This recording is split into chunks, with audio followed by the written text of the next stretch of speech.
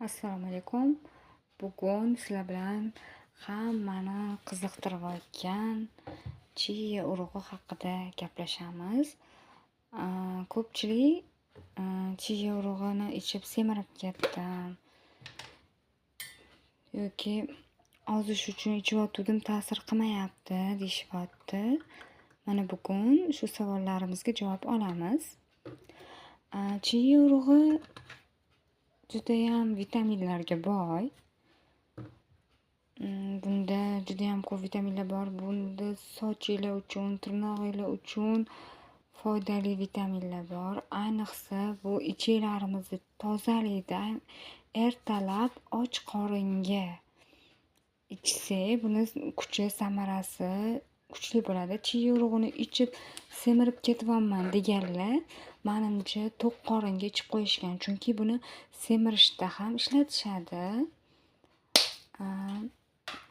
Buni o'zi suvga, sutga, kefirga qilib ichsa juda yaxshi bo'ladi. Buni men asosan kefirga qilib ichaman. Kefirga qilib ichganning foydasi katta. Men buni ertalab och qoringa ichaman. Agar semirish xohlasanglar, ertalab turib qaynatilgan tuxum, go'sht, oqsilga boy mahsulotlarni yeb, oldin qorninglarni to'yg'izib olib, keyin vitamin uchun ichishingiz mumkin. Agar ozish uchun ichmoqchi bo'lsanglar, buni ertalab voqli turishinglar bilan yoningizda 1 stakan suv tursin, обязательно. Ertalab voqli turishinglar bilan birinchi o'sha 1 stakan suvni ichib olinglar. To turib yuz qo'linglarni yuvib, choy tayyorlab, nima ish qilguninglar uchun oradan yarim soat, 1 soat o'tadi. Keyin kechqurun mana bunaqa 1 stakan kefirga 1 choy qoshiq chia urug'ini solib tayyorlab qo'ygan bo'lishingiz kerak. Ertalab turib keyin buni yeb olasizlar va iloji boricha undan keyin hech narsa yemaslikka harakat qilinglar. O'zi bu chia urug'i ham shishib, oshqozonda hazm bo'lishi qiyin bo'lgani uchun ancha vaqt sizlarga to'qlik hissini berib turadi. Mayli orada yeylar, banan yeylar, olma yeylar, yengil narsalar yeylar-da.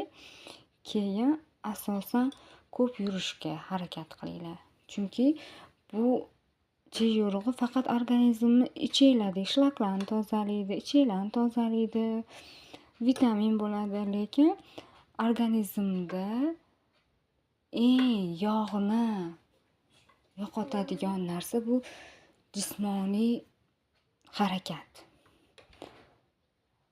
Asosan jismoniy harakatda organizmning yog'i yo'qoladi-da. Yurishda ham spokойный, sekin yursanglar ham 20 minutdan ko'p yurishga harakat qilinglar. Chunki organizm 20 minutdan keyin energiyani tanadagi yog'dan oladi. Biz ozgina yurib to'xtab qo'yamiz, organizmimizdagi tanamizdagi yog'lar erishga ulgurmay qoladi. O'shaning uchun mayli tez yurmanglar, sekin, xotirjam yursanglar ham 20 minutdan ko'p yuringlar. Bu chia urug'i bir xillarni ichini ketkazib qo'yishi mumkin. Ichini ketkazib qo'ymasligi uchun organizm o'rgatish uchun birinchi kunora qilib boshlanglar. Anaqa 1 qoshiq chia urug'idan boshlanglar. Keyin 2 qoshiq, hozir buni bunaqa aralashtirib qo'yib, tayyor qilib xolodilnikka qo'yib qo'yaman. Ertalab turib 1 stakan suv ichib, keyin bu ishlarimni qilgunimcha yarim soat, 1 soat o'tadi.